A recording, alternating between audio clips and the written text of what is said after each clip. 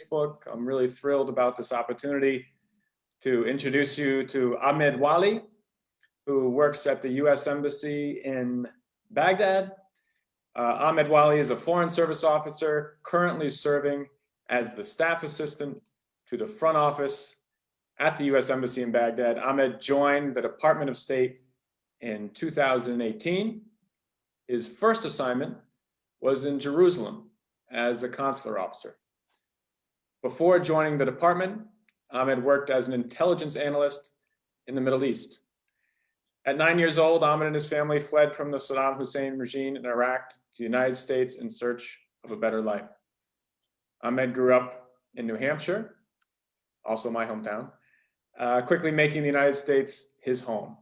As an asylee, he found and appreciated safety, freedom, justice, diversity, and unlimited opportunities to succeed in America. These principles have motivated Ahmed to join the Department of State. Ahmed holds an MA and a PhD degree in international business from Southern New Hampshire University. He speaks fluent Kurdish, Arabic, Turkmeni, intermediate in Turkish and Farsi, and basic in Hebrew. So with that, I will turn it over to our esteemed colleague, Mr. Ahmed Wali. Ahmed, take it away, and I will duck out. Thank you. Thank you very much. I really appreciate it. It's an honor to be here today.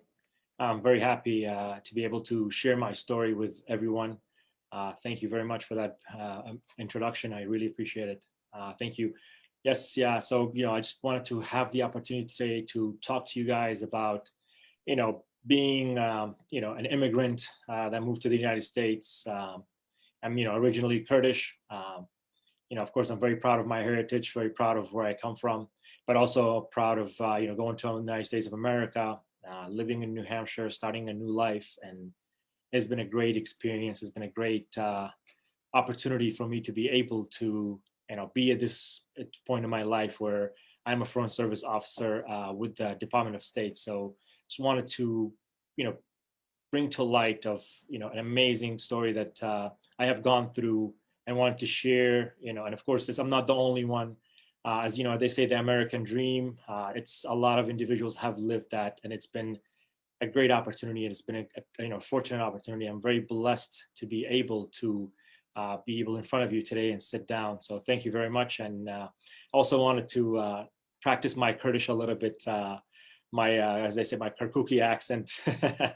Boy, زور پی خوشحالم امروز لگالتان براستی فخری پیواکم کامرو هاتوما قصبكم لگالتان براستی یعنی خوم دا اصلا کردم بلام شانازی بواکم ككردم ولگالوش كتوما امریکا كتوما ولات امریکا لكاتي شي زور ناخوش براستی لميجي خومان زحمت من كيشا خاصتن دايكو باوكم كتونا امريكا زور زحمت بو بلام توانيان ژیانیش تازە بەسەر بەرن بەتوانیان هەموو ئێمە و منوخشک و براکانم سەرکەوتوو بین بۆی بتوانین کە کولیە تەواوکەین جامیعە تەواوکەین لەسەر و گەیشتنەوە ڕۆژێک کە بوومەتە دیپلۆمات بۆ حکومەتی ئەمریکا لە عێراقدا و لە هەروەهاش لە کوردستانشدا بۆیە زۆر پێ خۆشحاڵم بۆ داوای لێبوردنەکەم کەرکووکیەکەم لەوانەیە تۆزی عەرەبیت یابێت کە خۆزانانی ئێمە لە کەرکووک کوردی پەتی بەکار نایەنین بەڵام هەمووی کوردیە ناخیرە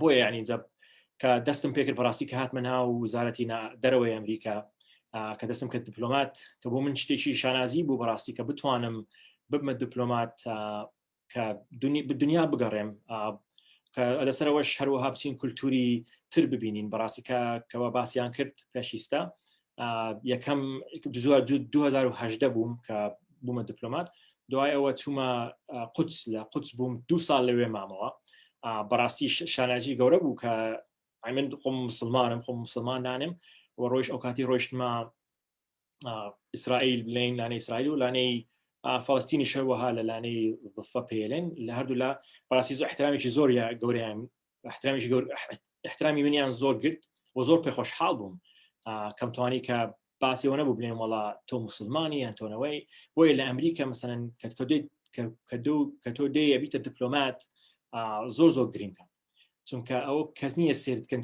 ئەمریکا خۆزانی هەموو نەتوەیەکی تایە هەموو دیانێتیی تایە و وەزارەی خارجی بەڕاستی محاولاکەن هەمونەتەوەیە پێششانی دنیا بدەن بۆ ئەوە دیموکراتێکی سەرکەوتووە لە ئەمریکا و زۆر پێخۆشحاڵم کە من توانیمەکە کوردێک بم مسلمانێک بم ببمە دیپلۆماتی ئەمریکا لە وەزارەی خارجی بەڵام خۆت زانی مەسەلەن لە ئەمریکا ژیان بەڕاستی ئەگەر توانات هەبێ ئەتوانی پێش بکەوی ئەوە یەکێک لە شتە گرنگەکانی ئەمریکایە کە لە زۆربەی وڵات بەداخەوە نییە بەس لە ئەمریکا مەسەن فرسەت هەیە پێش بکەوی هەروە لە مەسەن لەگەڵ جەماعەتی وانە قسەم کە لەگەڵ لە ئیسرائیل بووم کە عینەن باسمان کرد کە خەڵک هەیە دیپلۆماتن مەسەلەن ئەو توانایە نییە لە هەنێ وڵاتێک ببنە دیپلۆمات کە لەگەڵ لەو وڵاتە مەسەن بڵین ئایا ئەو نەتەوەی ئەو وڵاتە نین بەڵام لە ئەمریکا وانی لە ئەمریکا هەر کەسێک توانای هەبێ ئەتوانێت پێش بکەوێ و فرسەت دراوە پێیان بۆیە ینی شتێکی زۆر سەربەرزیە بوو من کە بتوانم ئەمڕۆ دانیشتنە بەرامبەرتان پێتان بڵێم کە ئەو قسەی بەسەر من هات بەڵێ زۆر سوپاس ئەگەر پرسیارتان هەیە یان توانم زیاتر قسە بکەم هیچ پرسیارێک هەیە یان هەر پێشکەوم عفوان دەنگت نایە کاک Sorry. You can go ahead, Kak Ahmed. If we have any question, I will let you know, okay? Perfect. Okay. Thank you very much. You're welcome. Yes, I mean, continue on, joining that, as I said, being part of the State Department, it's a great opportunity. And especially, as we represent all walks of life in the United States. We represent all cultures, ethnicities, that are built, the United States is a melting pot of different cultures, religion, and so on. So me being here, it's a great honor, to be honest. And, as being a diplomat with a Kurdish heritage, I'm very proud of my heritage, but I'm also very, very proud of being an American citizen and representing America across seas, across the world. And one of the things that made me want to join is being able to have the opportunity to learn different languages, to be able to experience different cultures. As I mentioned, my first assignment was in Israel. Being an Israeli, I went from all the way from the north to the south. And fortunately, we are in the environment here in Baghdad where we're not able to go out and about. But hopefully, I'm hopeful that in the future that will change because, there's a lot of great things to see in Iraq and a lot of great things to see in Kurdistan as well. And, that's one day, hopefully, we can be able to get to the point where I was able to get in my car in Israel and travel all the way from the Lebanese border all the way down to the Jordanian border, to the Egyptian border, and hopefully that we can be able to have the same opportunities in Iraq in the future as well. But as going into my duties as being a foreign service officer with the State Department, as I was a consular officer in Jerusalem, where I was able to interview Israeli and Palestinian applicants. So just being able to be in the front lines, to give people opportunity to travel to the United States. I remember in an occasion where I was able to approve an individual who wanted to go study in America, and just having that feeling, having that experience, that individual to get the chance to go study in America, I think it's a job well done on my part, just having that ability to give an opportunity to people to move forward. And that's the thing, today I wanted to take the opportunity to speak to the youth, especially in the University of Kurdistan, Hawler, to be able to share my story and share my the U.S. values of democracy, because in society, the youth are the future. I mean, the individuals who are going to universities are the future of the country, and and they are the one who make the difference. It's the same thing when I went through university. I was very active in my university, and joining different clubs, different activities. Different organizations, like Amnesty International, I was part of that. So just having those opportunities to have the voice of the youth, because from the youth, you bring in new ideas, you bring in new knowledge. So that's why, I've always been a big advocate of, talking to the youth. I know I have some gray hair, but I'm not that old yet. But definitely with gray hair, you experience in life, you move forward, you learn things. And that's one of the things, as always, it's always imperative to, bringing in, looking at the United States, the way it's, the democratic societies we build on, immigrants immigrating to the United States, we have opportunities to be able to live there, to have peace. And it's one of the things that my parents, when they moved to the United States from Kurdistan was the big part was having peace. That's one of the things you look forward to, and we were able to do it. So very, very fortunate to be able to have that opportunity. And and joining the State Department, it's not an easy process, but it's definitely doable. And it's a process where I was very fortunate to go through. But some people, I only went through the process one time, but some individuals take some 3, 4. Even one individual in my class, it took him 7 times because that was his passion. So following your passion and being able to do that, and that's one of the passions that I had was, joining with the Foreign Service and being a diplomat and representing the United States, because I've received so much from the U.S. It's not a, as they say, it's not a home that I picked because I was not born there. However, it's a home that I was welcomed into it, and I was able to embrace it and truly feel blessed to be able to having the opportunities, and doing education in the United States. That's one of the most sought out things around the world. Just being a consular officer in Jerusalem, a lot of individuals wanted to study in the United States, and me getting the chance to study there, it was almost like call it goal accomplished, dream fulfilled. Because we have one of the best universities in the world in the United States. So, and I did it in international business. But as you can see, that I am not using my degree in any business sort of form. But however, it just prepares you to face the situation you're in. It prepares you to deal with different environments, and it's in a way where it enriches your life, enriches your abilities to move forward in life. And life is all about it's like it's building upon block over block. And I have been grateful and fortunate, to be honest, to be able to be at this level now. And and having a PhD, a lot of people are like, oh, you have the PhD, go be a professor.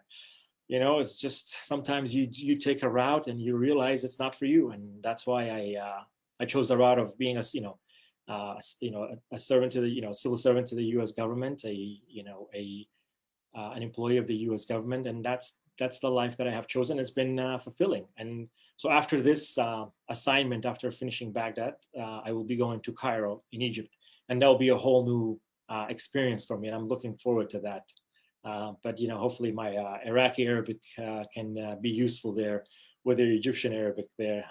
It's a little different, of course, but I think watching a lot of Egyptian movies at a young age in Iraq and Kurdistan, and I think that will prepare me for that language, hopefully. Still no questions, so I go ahead and move forward. I have a question for you, Ahmed. Do you ever miss? I know you left when you were very young, of course, Iraq, right? 9 years old. You were 9 years old. Correct. So I imagine you have some memories of your childhood here. Do you ever miss it, or ever inclined to live in Kurdistan again, or visit the Kurdistan region again? Talk a little bit about that, maybe. Of course. Thank you. That's a good question. Yes, I was 9 years old when I left. The time where it was the Kurdish civil war that happened, unfortunately, and that time, my family and I left. We're called part of the Guam group that left the United States through Guam. And it's I do remember Erbil. I mean, it's very different now. Back then, it's you go to, for instance, where the U.S. consulate is in Ankawa. I remember traveling in that direction from where we lived in Erbil to Ankawa. It was a lot of empty land. There was a lot of trees around, and very it was rural area. But now it's all high buildings, apartments, and stores. I mean, this definitely has changed significantly. And I will say, on my previous job before joining the State Department, I was able to go to Kirkuk and be stationed at Fob Warrior, the military base there. So just being inside Kirkuk, that's where I was born and raised, and looking at that, and it's for me, it was very different because of everything that happened. But I mean, I would never be able to live in Kurdistan or in Iraq again. I think I've gotten used to the U.S. lifestyle. The U.S. it's different. It's not. I'm not saying it's better or worse. It's just very different system, a different life. it's just in the United States, it's everything is, the way I remember it in Kurdistan was a lot, it was difficult to live back then. And I'm not sure how much that has changed. I cannot speak for the current situation, but I can say everything back then was, up in the air because of the war that was going on, against the dictator Saddam Hussein. It was, constant fear, especially for my parents. I remember as being younger, that was still always with us, where the fear of, living in those areas where Saddam Hussein was a threat. So there was never peace, unfortunately. But we moved from one stage to the other, and now, unfortunately, all the ISIS threat that's coming across Iraq and Kurdistan. But hopefully, with the Peshmerga and the Iraqi security forces, we were able to with the support of the coalition forces, that'll be hopefully eliminated. But it's a continuous fight. It's never easy fighting terrorism, and Kurds are Kurdistan was we're one of the first victims of terrorism when Al Qaeda was back in the day. I remember when they were doing bombings in like in Halabja area and inside Erbil city when they did the big bombing and killing a lot of the leaders in Kurdistan. So I mean it's a constant fight against terrorism. But for me, it's just been being able to work as my previous job, and then now here as the staff assistant to the front office, just seeing the mission of the United States, of the U.S. government here. It's great. It gives a lot of views into what we can accomplish and internationally as partners together with the Iraqi government and with the Kurdistan regional government as well. So it's been very fortunate to be able to get that experience and that view as well. Now, I think we had a question from Mohammed here, who I think he's asking, how is it that someone with a Kurdish background like you, how is it that you end up at the embassy there in Baghdad? Why didn't they put you up here? I know the answer to that question, I think, but maybe you could explain to our audience. Of course. So I'm so right now I'm at entry level. This is only my second tour, so this is my third year with the State Department. Unfortunately, we don't get much say into where we want to go in the first or second tour. They give you a list, and you just put the numbers on top. So I remember, I put all anywhere from Latin America to Europe to Middle East on my list, just to be able to have those filled up. And then as they say, luck of the draw, and I got Baghdad. And I am fortunate to be able to be in this position in Baghdad because I get to use my Arabic and Kurdish. So I'm very fortunate to be able to use the languages that I have. But of course, I would love to come to Erbil as well, to the U.S. consulate.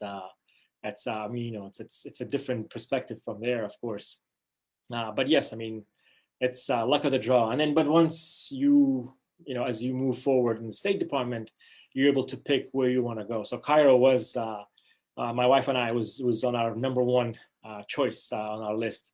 So we're very, very fortunate to get Cairo because the position, the timing, the life that we want, it fits in very well for the next, it's going to be 2 to 3 years in Cairo. So we're looking forward to it. Go ahead, sorry. No, we could see you, the State Department, or all our Kurdish friends here in the region, they could see you at some point in the future come back through here as a diplomat. Is that right? Of course. I'll definitely, putting Kurdistan region, Erbil on my list, in the future, not for foreseeable future, but definitely down the road, absolutely, because it's very interesting. You get I have the Baghdad perspective right now, but getting the Kurdistan region perspective, it's a whole different, as I say, it's a whole different world. It's just different environments to be able to work. So definitely it will be on my list of upcoming. I just have to convince my wife to make it happen. I know the feeling, yeah. So we had a comment here from an Ahmed who mentions that he's quite amazed by your fluency at English. Of course, that's your primary language at this point, but talk a little bit about that transition, or you're obviously a linguist. You have several different languages that you speak. I rattled them off at the beginning, a little bit of Farsi, some Turkish, obviously the Kurdish and Arabic and English. How do you manage that? And how did you get to the point of this degree or that degree of fluency in those languages? So I will say, learning the Turkmani, Arabic, and Kurdish in Kirkuk, as they say, Semodin Kurdi. So we have the three channels, as they say. So that kind of came natural, just being able to be in growing up in Kirkuk. That came almost as second nature to be able to speak those languages. But of course, I continued on, especially at home. We went to the United States when we moved there. I remember my dad. He sat us down. He sat all three of us down. It was me, my brother, and my sister. He said, inside the house, you'll speak Kurdish, but outside, you speak whatever you want. And we're like, all right, yes, sir. And that's how we're able to keep the Kurdish inside the house. But of course, English, it's my, I feel like it's my native language now, because going through all the different, different education levels, all the way from, I actually started out in elementary school all the way till college, doing PhD in English. So English is definitely the number one language for me. So just learning it that way. But the other languages, like for Arabic and then Turkmani, it's just, kind of keeping up with my parents. And I always had a passion for language, even after learning those three, when I joined working for the US government, I got training in learning Farsi. And then the Turkmani and Turkish were very close. I, took it upon myself to learn Turkish. So that's kind of all those languages. Just I have a passion for language, and that's one of the main reasons why I joined the State Department. And working for the government, different entities, different organizations, you do get language training. I know some of our colleagues in Erbil and in Baghdad, they've received Kurdish training. And then in Baghdad, and Arabic training as well. And I know one of my colleagues, he's spent 1 year learning Arabic. So that's one of the things that's attracted me to the State Department, is learning different languages.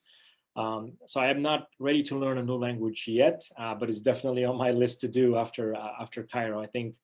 I think you have enough under your belt, certainly. Of course. I'm sure a lot of people listening or viewing would be interested for your advice. We have a lot of language learners that come through the American Corners that we have here. We run a lot of programs for English language learners. What single piece of advice would you give someone who's really trying to reach the level that you've reached in a foreign language? I think one of the main parts of, because when we first went to the United States, we got there in March. So they did not put us in school all the way until September started. So we kind of had that, a gap of not being in school. One of the things that we did was, to be honest, read. Reading different books really helped. I remember me and my sister would sit down and we would just trade books, and discuss it. Because she would pick up some words, I would pick up some words. Reading was very helpful. But of course, when it comes to pronunciation, I remember going to school, when I first month there, and a lot of the words I could spell it out in my head, but I couldn't say it. I'm like, oh my God, how do you say this? It kind of came to reality.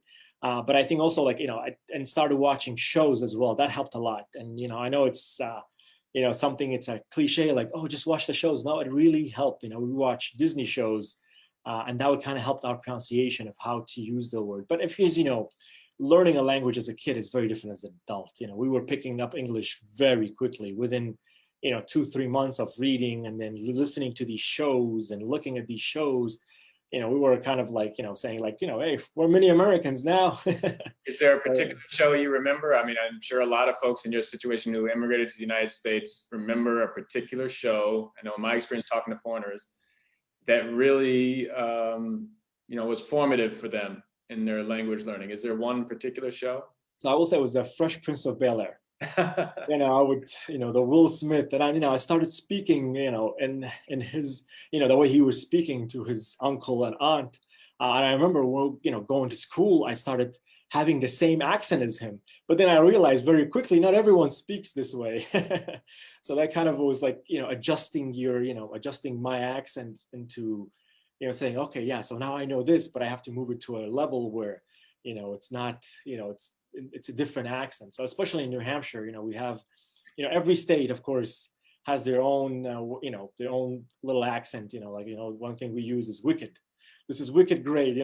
I started using that when I first, joined and left New Hampshire. And then people looked at me like, what is this wicked thing you talk about? So it's funny. It's it's a constant evolution of learning in English. And English is a very rich language. I will say it's the more I'm learning, the more I realize I don't know. So it's it's a very rich language, and I'm very grateful to be able to get to this level. But of course, it's now it comes into the writing part, where in the State Department we do a lot of writing, as cables and emails and so on. So that's the next. It's always constant learning, is mastering the next level. Well, wicked is certainly in my vocabulary as a fellow New Englander. So I've certainly gotten the looks across other parts of the United States. I will not quiz you or put you on the spot to give me the song of Fresh Prince in Bel-Air, but I'm sure you could probably rattle off some lyrics. We had a question from Mohammed as well, a little bit more policy oriented, but he wonders if the US is the only country who support the Kurds. I think looking at the Kurdish situation, say the Kurdish struggle, it has gotten a lot of international attention, especially with ISIS. I mean, look at what's going on in Syria and Iraq, northern Iraq, Kurdistan region. So I will say, being the Kurdish struggle is, I think it's internationally known. It's no longer a secret of where it was back in then. Also with social media, you have with the internet, everything is just across the world. We have individuals. I was doing a FaceTime when I was in Israel with students back in the US, high school students in Israel, and we were discussing, and they asked me about your background, and I told them Kurdish, and everybody in the room knew where I'm originally from. They're like, "Oh, Kurdish, okay," and I told them, I grew up in New Hampshire. Everybody knew where New Hampshire was. So we live in a very globalized world now, where anything local is global now. There's no longer saying that this information is in one area or the other. So it's in a world that's it's good and bad in two different ways. But however, I looked at it as very positive, because we're able to share information with one another. We're able to learn from one another, and most importantly, we're able to engage one another. And I think that's in moving forward, as long as there's engagement and there's discussion that's going on at any level, I think we're all successful as human beings. And because at the end of the day, we're all humans, and we're all trying to make a better life for ourselves and our families. And I think that's the key in moving in that aspect, in that avenue. What would you say is the most rewarding thing about your work now in Iraq? Yes, thank you. So, there's a lot, to be honest. Just being here, being able to, one of the discussions as you hear is about elections that's coming up. I know the dates are varying, but for me, just hearing that there will be elections here, being, before, under the Saddam Hussein regime, election was not even an option or at this point of discussion. But now we're to the point of talking about election, people able to voice their opinion in voting. That's key. In the United States, we just had an election, and for me, as I see it as a civil duty, I made sure I voted. I made sure my family voted. And my parents voted. So it's important, is just for me to be able to see that the democratic process is still in place in Iraq and Kurdistan region. People able to vote, people able to have the chance to vote. For me, just having that discussion, it's because it hits me very close to my heart, to be honest. Because I remember, my parents growing up and myself growing up in a system where, individual citizens had no voice. Everything was decided by one political party or one leader. So that's no longer the case. So for me, that's the most important part, is being able to, have the discussion of elections. Besides the point of when will happen, what it takes, that's a different story. But having the discussion, having the preparation, even having the dialogue, and being able to do that, and for citizens, across the country to be able to vote, that's a big win.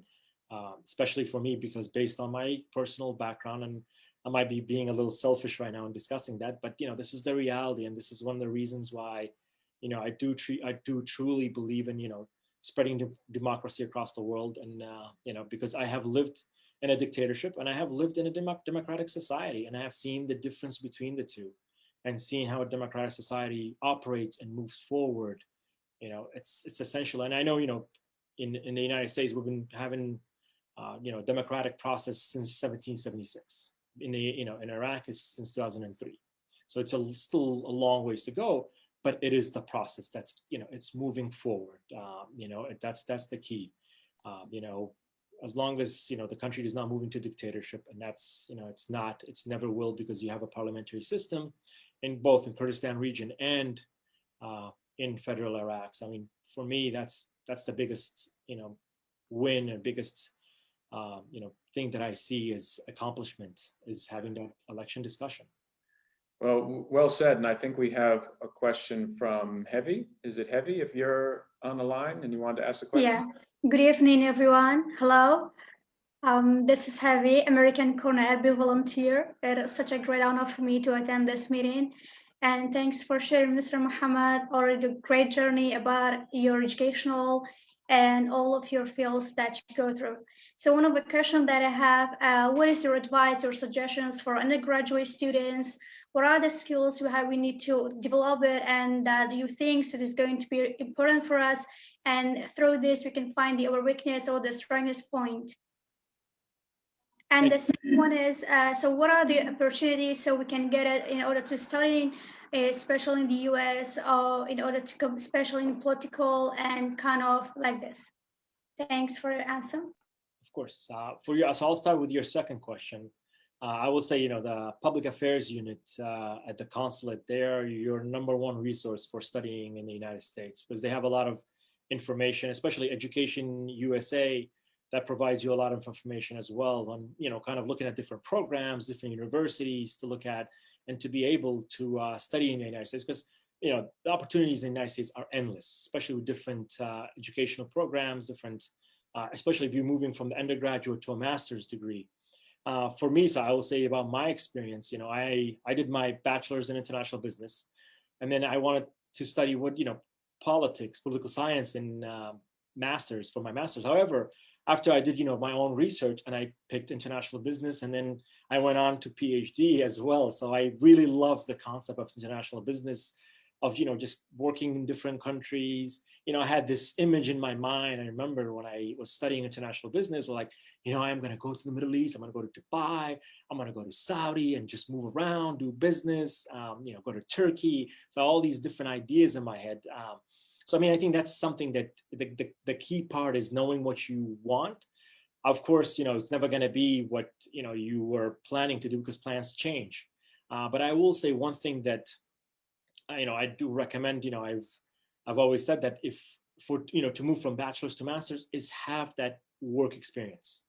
It's important to have not just educational part, but the work experience as well. For me, I kind of, wish that I, worked a little bit and then did my master's, because I would have gotten a lot more out of it. But of course, there's no right or wrong. Everyone is different. Any route you take, it's your own personal journey and it's your own personal success. So there is no, a cookie cutter of how to be successful. There's success in all different ways. We all get to it differently. But I will say that having real life experience, having work experience under your belt, being able to do that and then do your master's, I think that gives you a longer way to go. And then of course the PhD, if you want to move forward, even that, it's very rewarding. I remember, I did my dissertation in foreign direct investment in emerging markets. And now I learned so much, I think more than I ever needed in my life. But just having that experience, I think it kind of prepared me for, for my different jobs. When I first started working with the government, my job was Intel, but having that education, having that, classroom idea of what needs to be done, of how to look at different things, how to do research, that all helped me. And, and even now being a foreign service officer, it's kind of sometimes, you do things and we're called generalists. So you kind of have to be, jack of all trades, learn, do different jobs.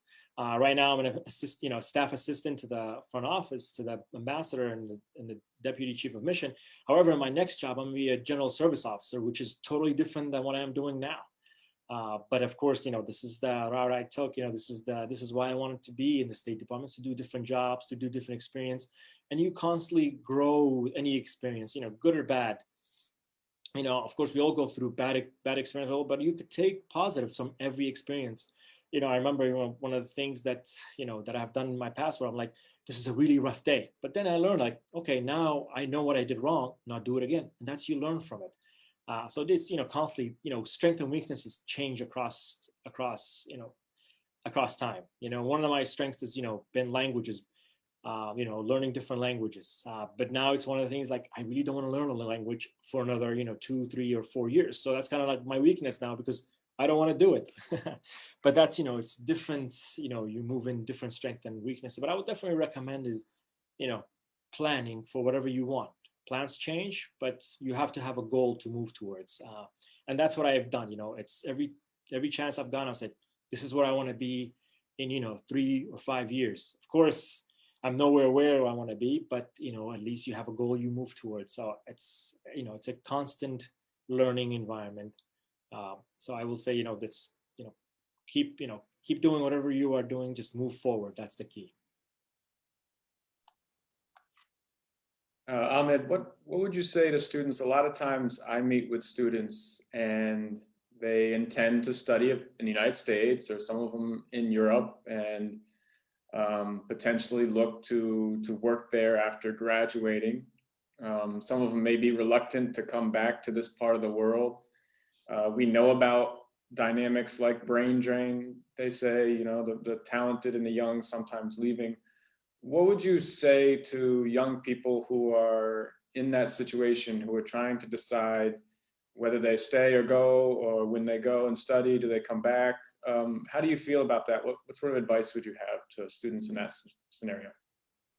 Of course, I mean, that's one of the questions that's very, very difficult to answer, especially for me, like my family left and we did not come back to Kurdistan, or to other parts of Iraq. We did not, because we built our life in the United States. However, I will say that one thing that I've seen, especially the youth and especially the environment now, if everybody leaves and not come back, then there's no one that can be able to move the country forward. That's one of the things, the advantages you have if you go study in the United States. You should definitely come back and help your society or your community to move, to share what you have learned with them.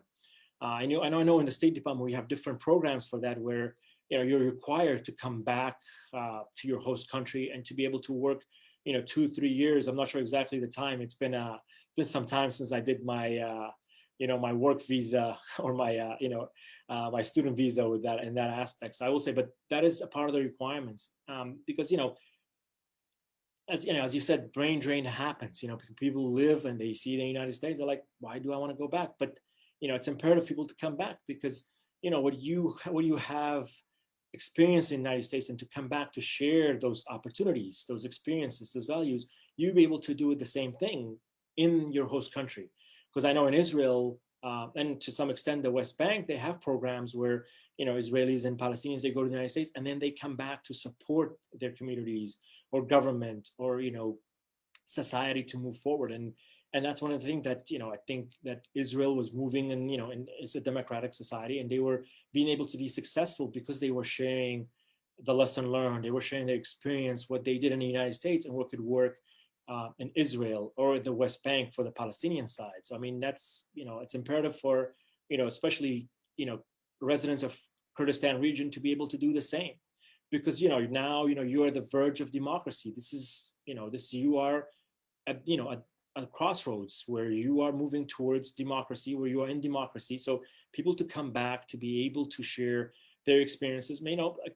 As one example is that I can recall everybody complains about the bureaucratic system of getting your driving license or ID renewed in the US and Iraq. I mean, bureaucracy is everywhere, but it's different versions of it. I know I've met, I've had friends in college who would come in, and they were coming from Kurdistan or Iraq, and they would say the experience that they lived through of getting their driving license, was almost near impossible, or getting a driving license near impossible in Iraq or Kurdistan region. However, in the US, it's a system that moves place, and those people can come back and share their experience and to make the system better. So I will say that it's everybody has their own choice to make. And I'm nowhere, no place to be able to tell anyone to go to the United States and come back, because, I did not come back.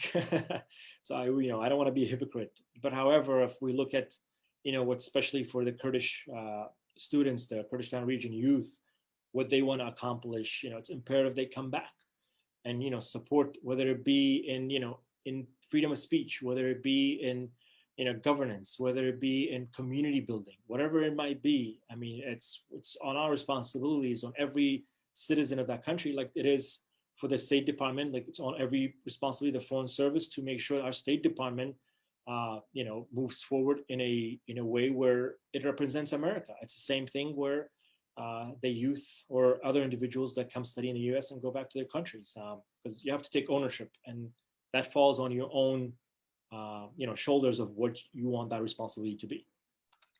And along those lines, when you think about community building and maybe volunteerism in your community and for young people, what would you advise, or what have you seen maybe in your experience, either here in Iraq or during your time growing up in the United States, that would be especially beneficial for a young person, not only for their community and their country and their people, but for their own personal development in terms of volunteerism, in terms of action in their community, immediate things that they can do in their immediate surroundings? What sort of things do you think people here, young people here in the Kurdistan region, could do or should think about considering doing?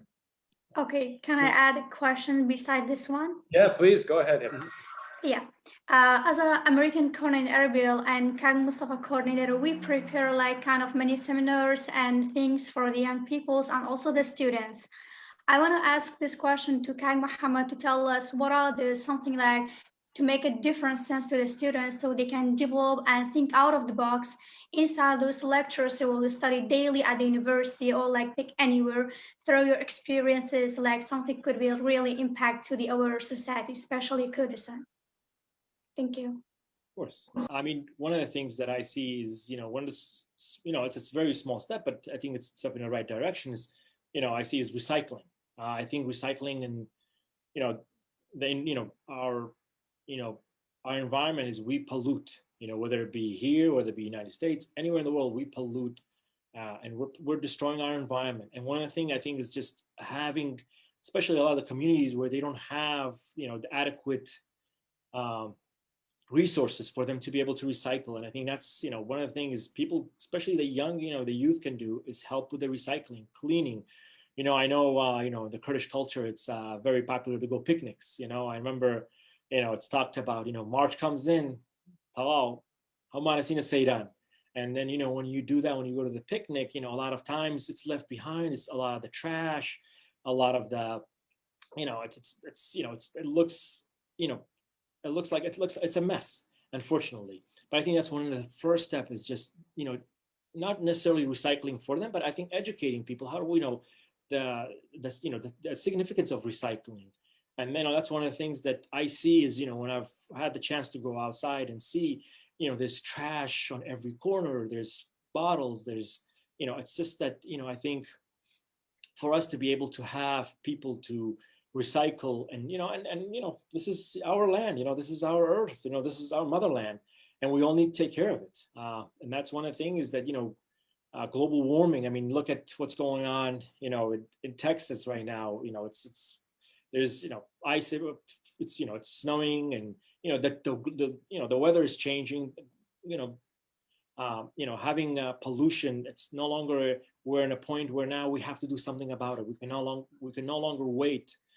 So that's, one thing is that I would, definitely support and encourage everyone to volunteer and to be able to do the recycling. That's first step. Second step is, one of the things that when I was home, I saw, and my brother, who's one of my youngest brother, he's in high school. One of the things he did was volunteer for, the elections, to go out and inform people about, voting, to even to the point where, to sign people up to vote absentee ballots that we have in the United States. And he was part of it. And, he's 17 years old and he was very passionate about it. And now, I saw that, and that's, back in my day when I wasn't thinking that way, to be honest, but him, he's part of the new generation and this is how he's thinking. And it's, for me, it was like eye-opening, like, this is great. We have individuals who are not even able to vote, but yet they are volunteering their time to go out and to spread the word of voting, because that's was very important to them. So those things as well. And, with an election coming up in Kurdistan region in Iraq, I think, it's volunteering and how to educate people to vote, getting the message out there. Those are very, very important to be able to do. And those are just two basic examples. I'm sure there's 100 more, but the key is it's going to college, especially when the audience I'm talking to right now, are university students going to college. It's easy just to go to your classes, do your seminars, do your homework, and then go home, do your test, and that's it. It's very, very easy to get sucked in, but college life is a lot more than that. It's the time where you're almost, I looked at it as I was an activist. I was ready to take on the world, to change the world. And that, having that spirit, it's just you have the perspective of being college students different than what I see, and different what your leaders might see, different what your community leaders might see, different what your parents see. Of course, yeah, we all have different perspectives, but the youth are always bringing in different perspectives, and that's key. And as I mentioned, my brother, he gives me, my youngest brother, I have two brothers, so my youngest one right now, he's giving me a different perspective every time when we discuss anywhere from anything from globalization to politics to economics, and he has a different view, and he's 17 years old, and he has a very different perspective than I do. So it's important just to get out there and do things. I think Mohammed had a question. Mohammed, if you're on the line, if you wanted to ask the question. Yeah, good evening, ladies and gentlemen.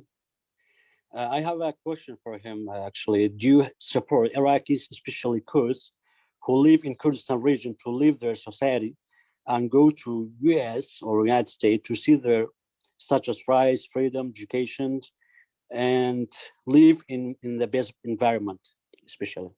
Thank you. Yeah, thank you for that question. I mean, as I mentioned earlier, everyone is different. So every situation is different. It all depends on the individual. But I will say, living in Kurdistan or living in the United States, it's different experience. There's no such thing as this is better or this is worse. I'm not the one to judge, to be honest, because I can tell you just from my experience of what happened, and I went through, a process where, and I know a lot of Kurds have gone through it as well. But I mean, now I think times are different. Situation is different. So I cannot speak for, is it better to immigrate to the United States? For me and my family, that was the best decision at that time. And, and I'm very fortunate my parents did it. However, as mentioned earlier, people who are staying in Kurdistan, I'm sure people who are, as passionate as I am right now about, being a diplomat, being a foreign service officer, I'm sure there are individuals who are as passionate as me in Kurdistan region. And there should be. I mean, this is, the point of, we all live in different societies, in different cultures, and different upbringing. So I cannot be the judge of that. But however, everyone has to make their own life choices of where they want to live, what they want to do. And this is the beauty about, having that freedom. And that's why I want to, I mention again, United States, we have that freedom. And that's why, that's why we believe in, democracy across the world, because you have that choice of to stay or to leave, or what you want to do with your life. It's all up to the individuals, what they want to do. But the key part is, you have your own journey, you got to decide on your own journey. But I will say, that we need, whatever you're passionate about, follow it, but if everybody leaves their country, then, there'll be no country left. So I will say, it's important to, know what's important to you and make your decision based on that. And, but I will say, having the opportunity to study in the United States is amazing. It's a great opportunity. But then also, is bringing that information back here is important, of course, who says it's not? So that's why you have to make your own personal choice.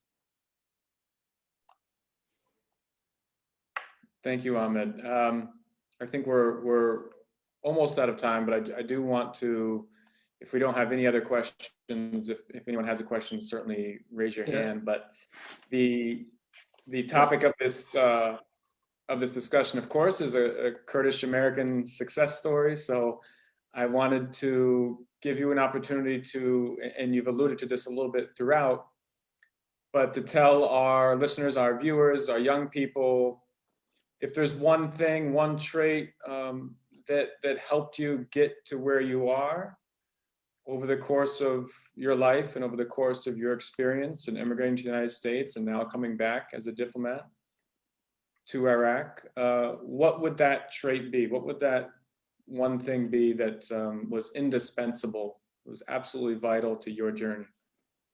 Yeah, of course. I mean, there's many different aspect to it. Of course, there's not, you can't just put it all in one.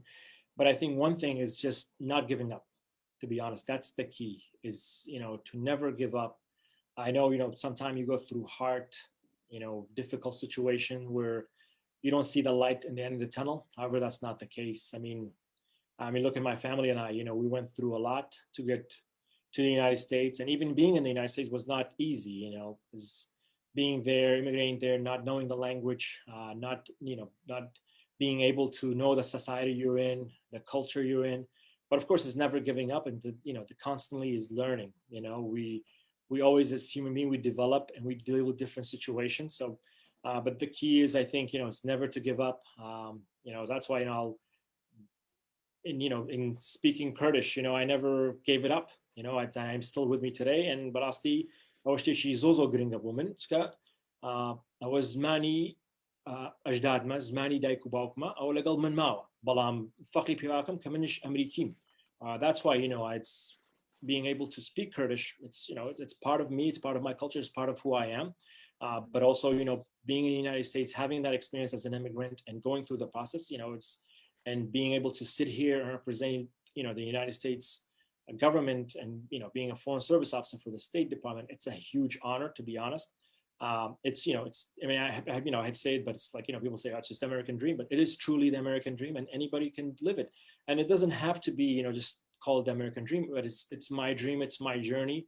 And, my family and I are going through it. It's me and my wife, we constantly talk about it. Being part of the State Department is not just living, day to day. This is a life choice that I have made. It's a lifestyle. It's not just a career.